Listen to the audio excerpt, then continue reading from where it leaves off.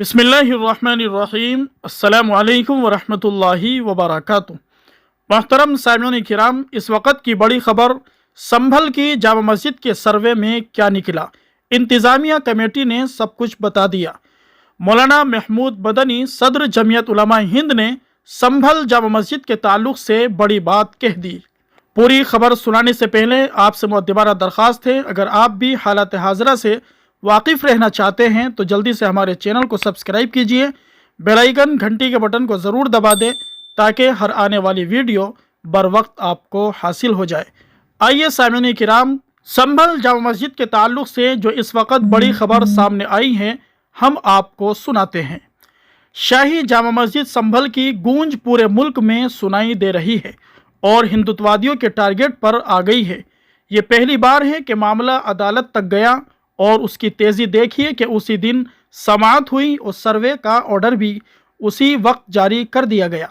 सर्वे भी हो गया। उसमें क्या निकला, इस बारे में मस्जिद इंतज़ामिया कमेटी के सदर ज़फ़र अली ने न्यूज़ 18 इंडिया को बताया कि मंगल को किए गए सर्वे में मस्जिद के अंदर हिंदू मंदिर की कोई अलामत नहीं मिली। मस्जिद इंतज़ामिया कमेटी के सदर ने कहा कि मंदिर को गिराकर मस्जिद बनाई गई, ये महज अफवाह है। मस्जिद इंतज़ामिया कमेटी के सदर ने यहाँ तक कहा कि साल 1529 में मस्जिद की तामीर का दावा किया और कहा कि सर्वे में मंदिर का कोई सबूत नहीं मिला।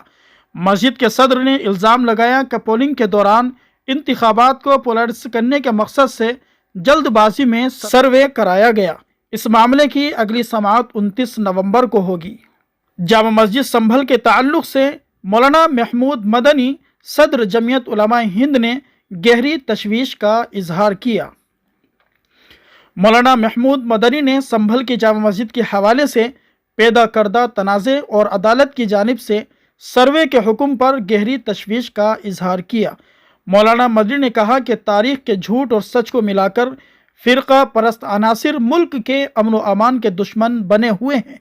उन्होंने कहा कि माजी के गड़े मुर्दे उखाड़ने से मुल्क की सेकुलर बुनियादें मुतज़लज़ल हो रही है। नीज़ तारीख़ी बयानिए को दोबारा तरतीब देने की कोशिशें कौमी सालमियत के लिए किसी भी तौर पर मुनासिब नहीं है। मौलाना महमूद मदनी ने उम्मीद ज़ाहिर की है कि मस्जिद इंतज़ामिया कमेटी जामा मस्जिद संभल के तहफ़्फ़ुज़ के लिए हत्तल-वसा कोशिश करेगी। साथ ही ये यकीन दिलाया कि अगर ज़रूरत पड़ी तो जमीयत उलमा हिंद कानूनी चाराजोई में ताउन फराहम करने को तैयार है।